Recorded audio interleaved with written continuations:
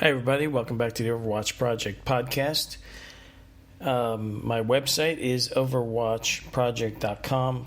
If you want to start there, that's probably the best place to start, especially if you're new and you are questioning what I'm talking about, which is basically a podcast about reality and the real matrix that we live in, the prison planet Earth, the model of reality which is based on a totality of information and not just based on some belief system or a system of non-belief. So, in this podcast, I'm going to be talking about everything that stands in the way of humans en masse realizing and processing the information about their reality that makes the most sense or the most sane understanding of it. And if I had to give you three things to start with, if you knew nothing about this and you're just starting out, I would probably have you read 2 books and listen to a very long but worthwhile presentation. The 2 books are The Problem of Political Authority, an examination of the right to coerce and the duty to obey. And that is a book by Michael Huemer. He's a professor from, I think, Colorado University. His last name is spelled Huemer. Michael Huemer, The Problem of Political Authority. You can find that on Amazon and other places. And the second book is The Most Dangerous Superstition by Larkin Rose. And actually the entire book is available for free on audio. Somebody read it on YouTube. And you can find that, of course, at all kinds of retailers like Amazon, etc. So, then there's a presentation that's about 8 hours long. If you look up Mark Passio or go to his website, What on Earth is Happening? Whatonearthishappening.com. Or his YouTube channel, just search Mark Passio and find his YouTube channel. There is a 8-hour presentation. Or if you look for the full presentation on natural law, and commit yourself to watching the whole thing. If that at least will begin to unravel the world we live in respect to the physical rules we have to follow here in society with other humans, and you'll begin to see just how messed up human societies are. And then, of course, my podcast, my website, my talks deal more with the spiritual side of this than the physical side. And in particular, I've been very focused on what to do once you die, whenever that time comes, and you are finally, your body finally dies. Do you really want to reincarnate here? Is there a way to avoid that? What does reincarnation mean? Is it a trap? Is this nothing but a soul farm? And this is something I want to get into a little deeper, because I've mentioned Mark Passio in a couple of late podcasts lately. The number one reason is because he's active again, and he's been producing a weekly podcast that's 3 hours long on his YouTube channel and on his website and other places.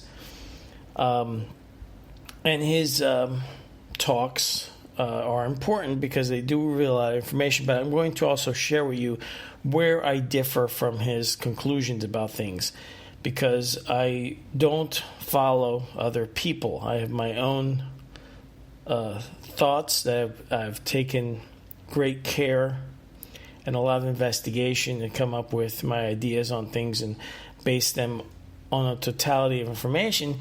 And there's just a few points that it's not really a disagreement. I just have a different conclusion than he does. And we'll get into that in a bit. But the first thing that I want to bring up is the real reason why in mass, in basically most humans, we cannot even begin to coherently understand the reality we exist in. And it's really amazing. This is a point that I want you to really, really think about. Human beings may have been a creation of an altering of the natural life here on Earth. Something interfered. There's an interference theory out there, and I think it makes a lot of sense. And that interference was that something or someone or some entity or entities or deity or deities came to Earth and altered the natural life here and combined DNA from themselves possibly or from another source and from life here and created human beings. I don't think, what's amazing to me is people like Passio and others, and you've heard people like Sitchin talk about this, but the fact of the matter is there's a lot of garbage information like that you get from Sitchin in regards to the real reason why we were created, to dig gold for this supposed Nibiru planet. And I disagree with that because there's no real evidence in the Sumerian tablets. This is not really something that you can draw from that. I've mentioned this before.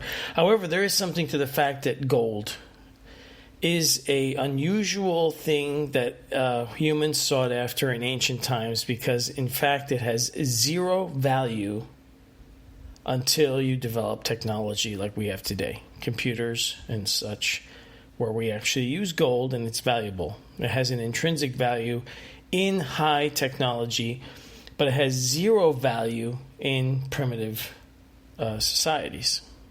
So it is possible humans were created as a slave race to help some entities extract a certain amount of gold from Earth, and then they left and abandoned us. Or maybe we were created for some other reasons.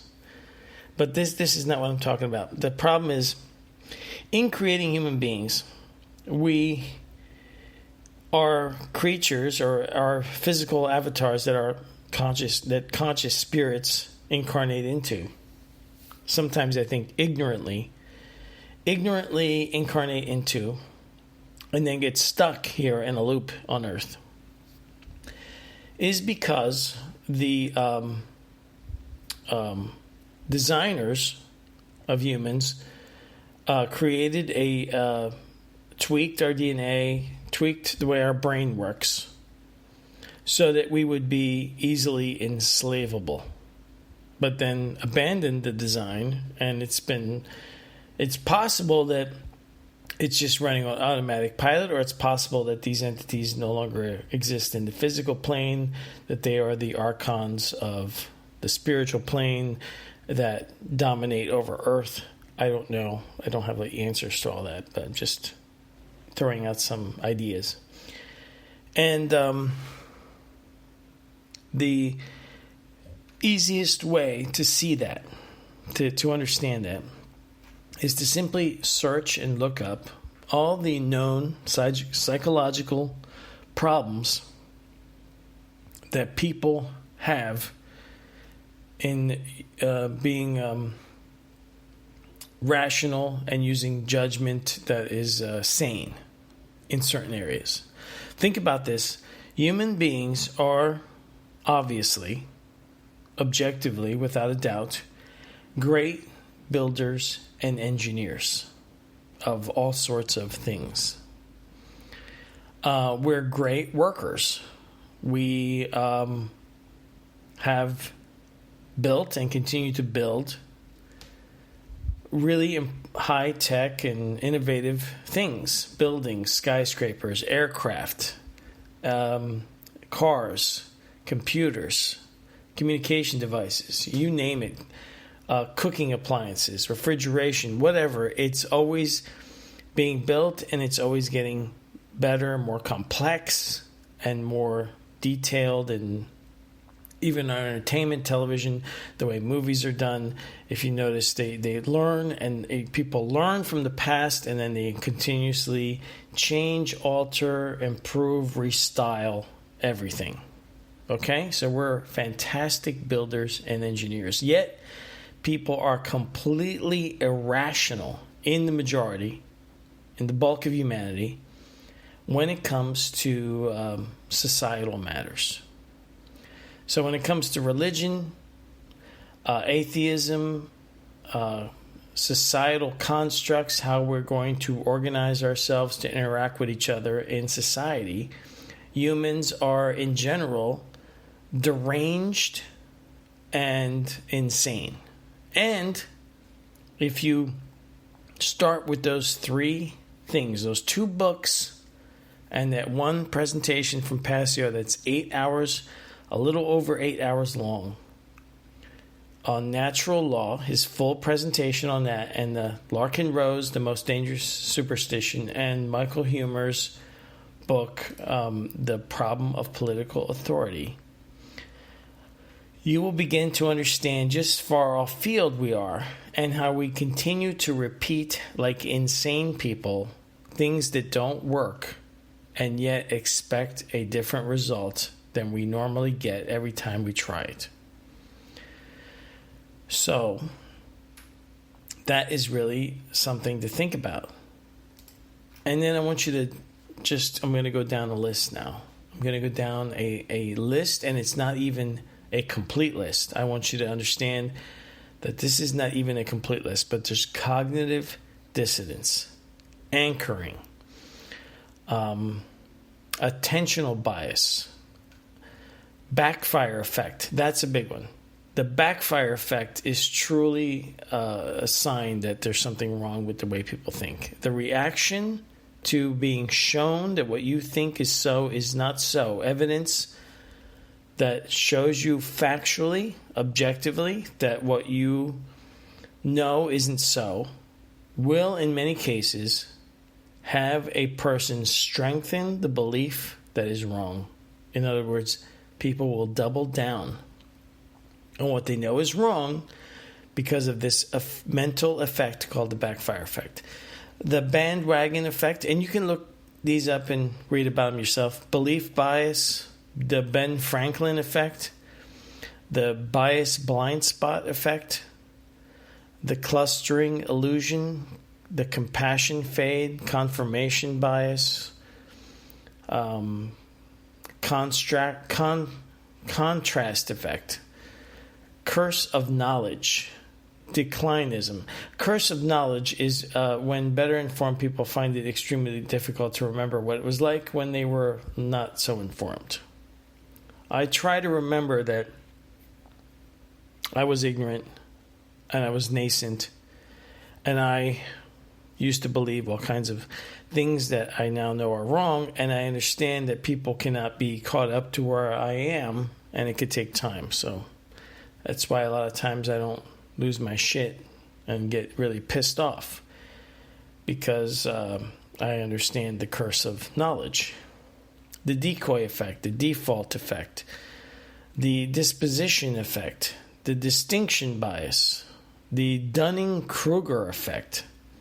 That's when someone overestimates their own knowledge based on just a cursory amount of information that they have about something. And that is really interesting because we're told, even from the ancient Greeks and other philosophers of different time periods in human history, that knowledge is something that you have to take in deeply. You have to take in a lot of it. You can't just skim off the top. Okay?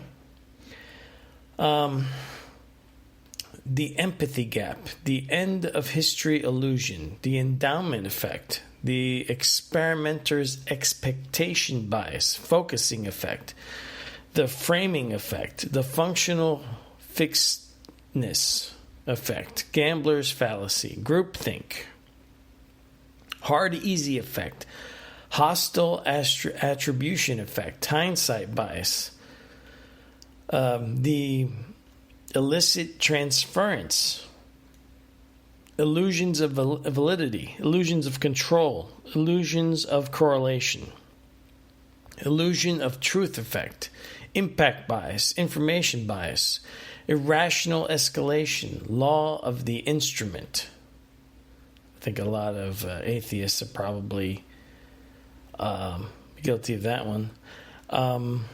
Loss aversion, mere exposure effect, the money illusion, negativity bias, neglect of probability, normalcy bias, observer expectancy effect, the omission bias, optimism bias, outcome bias, overconfidence effect, the pessimism bias, present bias, pro-innovation bias, projection bias, reactance problem, restraint bias, risk compensation, or also called the Peltzman effect, salience bias, selection bias, sexual overcompensation bias, sexual under perception bias, the singularity effect, social desirability bias, social compassion bias, stereotyping, surrogation, time-saving bias, third-person effect, Weber-Fechner law, that's difficulty in comparing small differences in large quantities of things, zero-sum bias, actor-observer bias, cheerleader effect, authority bias. Ooh, that's a big one. Lots of atheists suffer from that one, that's for sure.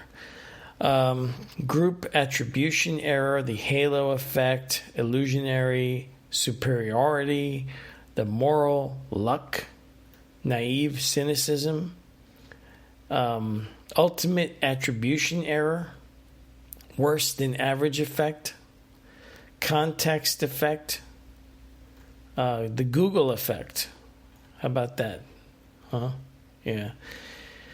The misinformation effect, the part list queuing effect, reminiscent bump, source confusion, spacing effect, spotlight effect, telescoping effect. I think I mentioned cognitive dissonance, all kinds of fallacies out there, right? Humans suffer from all of these in general, but keep in mind, we're great builders and engineers. Isn't that something that with all of these and more, that's just a small sampling. I could probably read half an hour's worth of psychological information on everything that can affect human thinking so that people believe bullshit. I have sought to be as aware as I can about my own cognitive biases and so that I don't distort information and try to manage knowledge and produce actual wisdom through a great deal of effort. And this is taking me years of refinement, and I still refine it. Okay? So it's a never-ending battle, arguing with myself first before I, move forward with my thoughts about things. So after many, many years of religious distortions caused by indoctrination into Christianity, and then all other distortions from all kinds of other bullshit sources of information, I have come to a general conclusion, if you're new here, that Earth is a place that has humans. Humans are not originally designed as a natural design of Earth or the creator of this universe, but in fact an interfered with life form that was created to be more or less of a slave unit for some other entity, and that we have since either been abandoned or no longer needed that way. So we're just a trap now for souls to incarnate here, and they get caught in an reincarnation loop. And I'll talk about this more in another video. But as you know, a lot of the stuff I talk about here is how to break that reincarnation cycle if you want to not come back here anymore, which I don't. And in passing, I want you to look something up. On YouTube, there is a video from a YouTube channel called Quantum Revolution Counseling. Now, I don't know about everything else on this channel, but it is a very down-to-earth. There's a video called New Eyes on the Tibetan Book of the Dead, what happens after you die. If you search for that specifically, it should be the top search result. And it's a 48-minute and 18-second video, basically condensing down the Tibetan Book of the Dead and giving you the cliff notes of it in more plain English, because it is a very hard book to understand. Essentially, that book talks about breaking the reincarnation cycle. It's to be read to people right after they die so that their spirits don't get caught in a reincarnation loop here. And if they do, then what to do, how to choose wisely, how to not be reincarnated into, say, an undesirable life. So that is an interesting book, because we've all heard of the Trick of the Light, right? Like Wayne Bush's website, Tricked by the Light, which I link to on my OverwatchProject.com site. And the talking about what to do right after you die. Now, the Tibetan Book of the Dead does mention an immediate light following death. Then there is supposedly a very small amount of time where you can immediately escape reincarnation by realizing the initial light that you see right after you die is actually you, a reflection of you.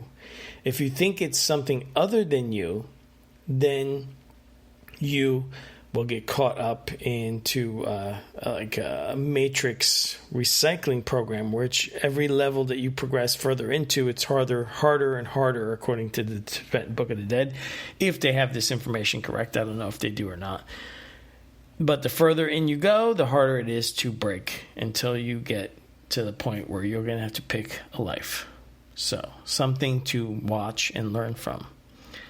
But now on to Mark Passio. The weird part about it is I mentioned him in the last few podcasts, and I'll get a few comments calling him a shill for some reason. Now, I may not agree with some of his conclusions. I'll get into specifically what I disagree with, and this has to do on a knowledge-based level. It has nothing to do with him and his work. I think he does great work. I think if you only watch one thing from him, the 8 hours of natural law seminar is priceless. It's an invaluable piece of knowledge that every person should know. And so he gives away information for free. He does get angry, and I think justifiably so, because people are freaking stupid. Many of them. And just read to you from that list of just a partial list of some of the reasons why people get stupid. Now, Mark Passio, I don't think you could say he's got his own take on things, but I don't understand why people would type that in. He's some kind of shill or something. He just does what he does.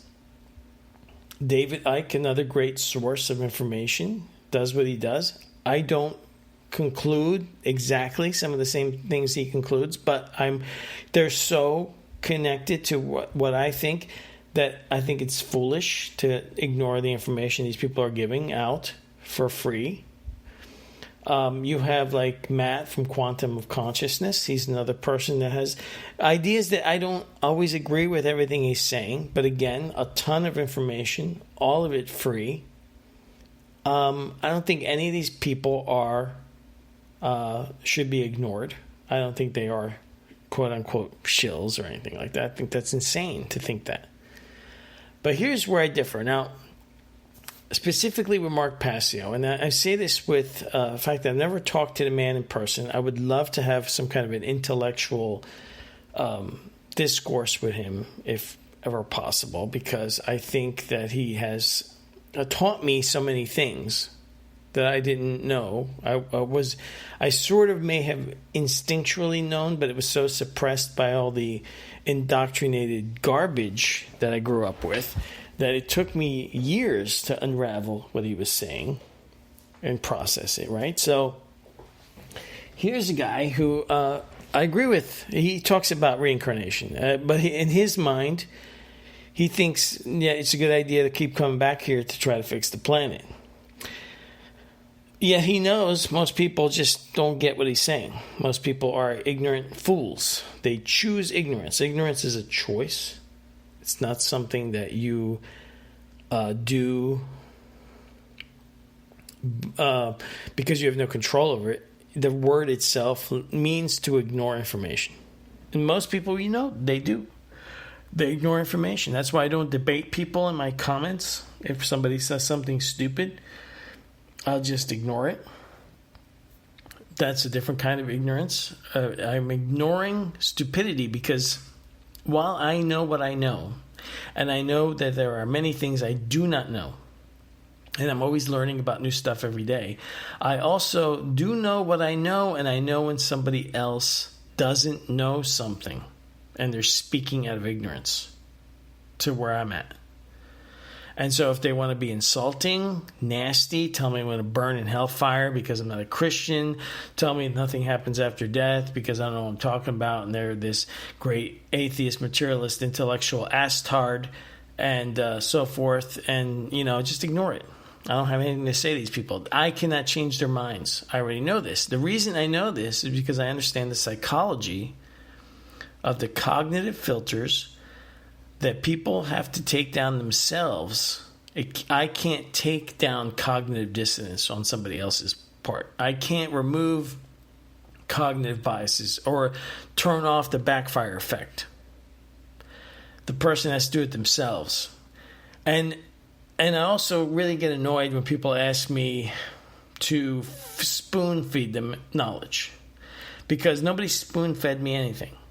I sat and either read a tremendous amount of material, watched a tremendous amount of material, listened to a tremendous amount of material, and processed it like a detective going through a mountain of evidence to try to make sense of the world we live in a coherent way with the totality of the information. Now, where do I differ from Passio?